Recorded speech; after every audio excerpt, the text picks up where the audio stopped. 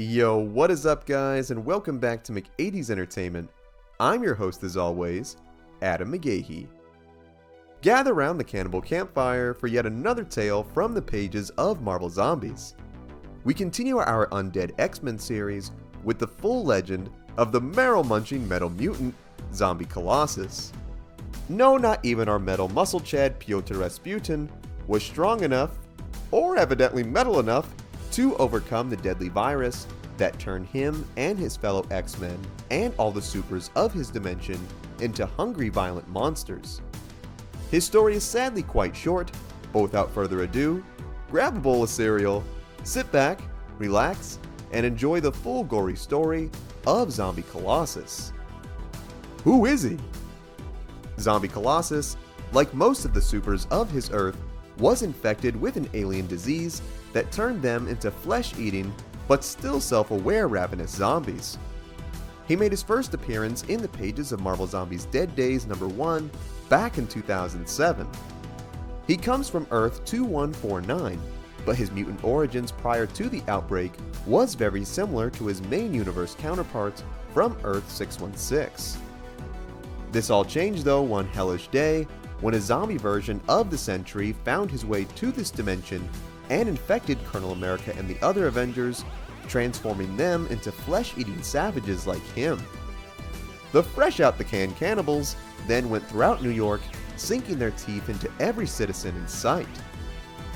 The virus would eventually make its way to the grounds of Professor X's school, where we see Colossus and a group of other X-Men battling an infected Alpha Flight. It is here that we also see the mutant Shadowcat, aka Kitty Pryde, who also joined the fight and was pregnant with Colossus's child at the time. Completely confused as to why their friends were attacking them, Pyotr and the rest were almost overrun until they were saved by Magneto, who told them they could no longer hold back and that they would have to kill in order to survive and save who was left. The mutants would later on eventually ally themselves with Nick Fury and their fellow non-infected heroes aboard the S.H.I.E.L.D. helicarrier, where they would craft a plan against the growing undead threat. Scientists like Reed Richards and Tony Stark were charged with finding a cure and a way out of this world, while Colossus and the other heroes were sent to the streets to save any remaining survivors while holding off the seemingly infinite super zombies. Hard as they tried, Colossus and the rest were eventually overrun, and they were forced to retreat back to the helicarrier. However, their apparent safe zone would not be safe for too long, as Reed Richards had went crazy during his research after witnessing his children get eaten alive by an undead She-Hulk. Believing this virus to be the next step in human evolution, Reed then purposefully infected his fellow Fantastic Four members with the plague, who in turn infected him. The now Frightful Four then barged their ways through the doors of the facility, where they set their sights on poor Tony Stark and the dimensional portal he had just finished. Wanting to use this machine to have unlimited flesh access to other worlds, the zombies caught Tony with his iron pants down and infected him so they could use his brilliant mind to aid them in their conquest. As they nibbled on poor Tony, a quick-thinking Nick Fury then wheeled the machine to the back of the helicarrier, where he sealed off the doors and just happened to come across Colossus and the others who had come back from the battlefield. Knowing they did not have many options left, Fury had Thor use his might to destroy the portal to prevent the zombies from unleashing their curse upon the multiverse. Upon its destruction, the Fantastic Four tore their way through the door, where they devoured Fury and proceeded to infect Colossus and the rest. Not sure how in the world they infected Colossus though, being all metal.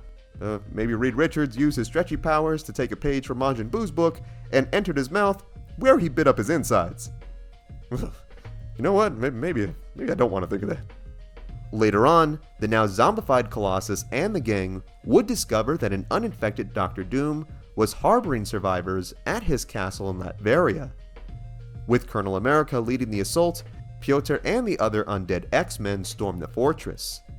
However, with the aid of Ash Williams, Doom was able to get everyone through to another dimension using a portal that he and his scientists had created. Once everyone got through, Doom destroyed the device, locking the undead in this hellish world to starve. The virus would eventually spread throughout the Earth, leaving Colossus and the rest with very little to eat. Just as they thought they would go hungry forever, the starving boys and girls would soon be greeted by the Silver Surfer, who came to announce the arrival of his master Galactus. An overjoyed Colossus and the Horde then greeted their new guest to dinner, where they overwhelmed and consumed the man whole. The lucky heroes who got a taste of the Cosmic Bald Man then realized they had gotten his powers in the process. Not being part of this fortunate elite group, our metal boy was at the mercy of the cosmic zombies, who used their powers to cook and consume Colossus and the remaining zombies. Years later, it is revealed that Kitty Pryde had managed to survive the outbreak, where she eventually gave birth to Colossus' son, whom she named Peter. Armed to the teeth against the Horde, Kitty and her son would bond and carve out a life for themselves in this cruel new world that Colossus tried to prevent and eventually fell victim to. And that is the full gory story of Zombie Colossus. His story is honestly one of the saddest in my opinion, given that Piotr would become infected and not be there to protect his family.